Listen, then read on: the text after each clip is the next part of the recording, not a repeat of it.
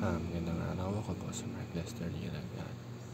Ito po ang aking daily devotion ngayong December 7. Komportable ka ba sa buhay? Jesus, Son of Man. Tinalakay po ni Pastor Russell Ocampo sa 365 Daily Devotion. Ang Bible verse po yung araw yan sa Daniel chapter 7 verse 13 to 14. Sabi po ay, in my vision at night I looked, and there before me was one like a son of man, coming with the clouds of heaven. He approached the Ancient of Days, and was led into his presence. He was given authority, glory, and sovereign power. All nations and peoples of every language worshipped him. His dominion is an everlasting dominion that will not pass away, and his kingdom is one that will never be destroyed. Alam niyo, minsan sa buhay natin, sobrang nasasanay na tayo sa comfort. Kapag comfortable tayo, parang okay na sa atin ang lahat. Same routine, same habits, same level of faith.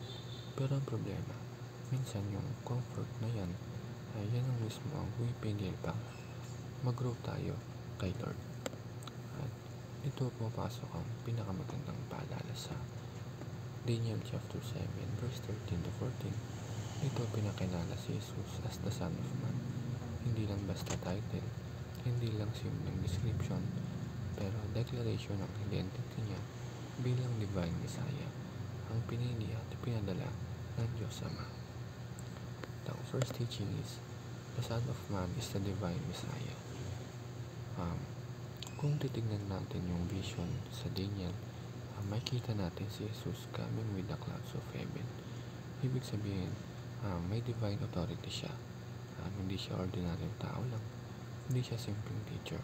Siya ang Messiah na may kapangyarihan at sovereignty. Kaya kung minsan, kung feeling natin, comfortable tayo sa buhay, Lord reminds us na hindi siya pumasok sa buhay natin para maging decoration lang.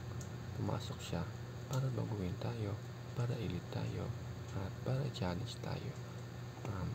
Tayo to grow deeper. Second, the Son of Man is the eternal King. Sabi sa verse, His kingdom will never be destroyed. Sa mundo, lahat ay temporary. Pera, comfort, trabaho, status, achievements. Pero ang reign ni Jesus, eternal. Minsan, komportable tayo sa temporary things, pero hindi naman sila stable. Pero si Jesus, siya yung King na hindi nagbabago, hindi nangiiwan, hindi nauubos. Kaya kung doon tayo kumakapit, doon tayo nagiging secure kahit hindi komportable yung sitwasyon. Ang last, the Son of Man rules on earth from heaven. Ang ganda nitong part nito, hindi absent si Lord, hindi siya distant king, hindi siya nag-rule from heaven, pero involved sa earth, sa buhay mo, sa struggles mo, sa family mo, at sa school mo. Kaya kung minsan, ginugulot tayo ng life, nagiging stressful, naging unpredictable, pero kahit hindi komportable, secure naman tayo. Kasi alam natin na ang nag-rule sa buhay natin ay hindi tao, hindi emotion, at hindi circumstances. Pero si Jesus, the Son of Man, the eternal King. Yun lamang.